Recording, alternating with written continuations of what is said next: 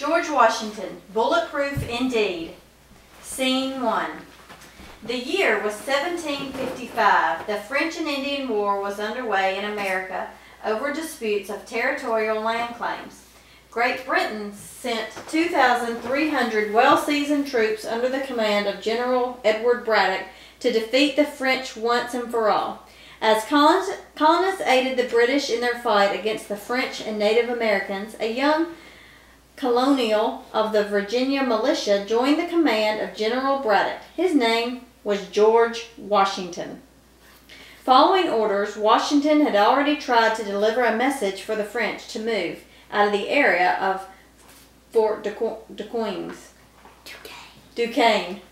2 years earlier and had met with defeat. Now Braddock planned to return to the fort with Washington and a larger force of troops, intent on ridding it of the French.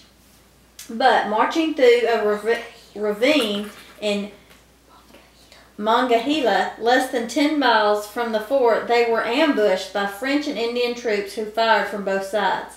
Smoke rose from the surrounding trees as musket balls showered the men. The Indians were true marksmen and rarely missed their targets. The British, like sitting ducks, tried to align themselves as they had been trained for professional battle. But in this utter confusion, they fell to the ground like flies. Shoot at the leaders, and their men will flee. One after another, officers were shot down from their horses. The only one still on horseback was George Washington. His horse was shot out from under him, but he promptly mounted another.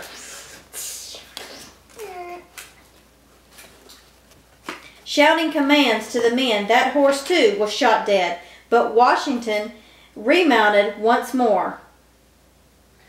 Mark John, tall and daring warrior, he is not of the red coat tribe. He hath an Indian's wisdom, and his warriors fight as we do. Himself is alone exposed. Quick, let your aim be certain, and he dies. But chief, he must be protected by an invisible power, for no bullet will harm him.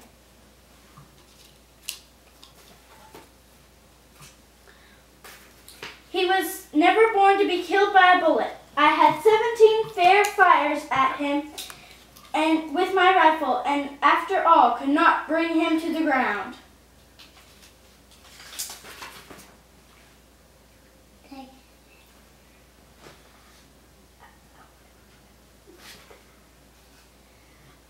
Another Indian chief by the name of Red Hawk reported to the chief.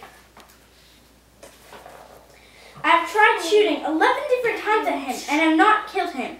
Because I never miss my mark, I know I must cease firing at him. The Great Spirit protects him. Within 2 hours, every mounted officer was shot, including Braddock.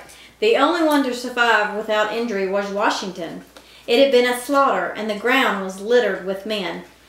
What had started as 3 companies of British and American soldiers had resulted in barely 30 men left alive to make a hasty retreat.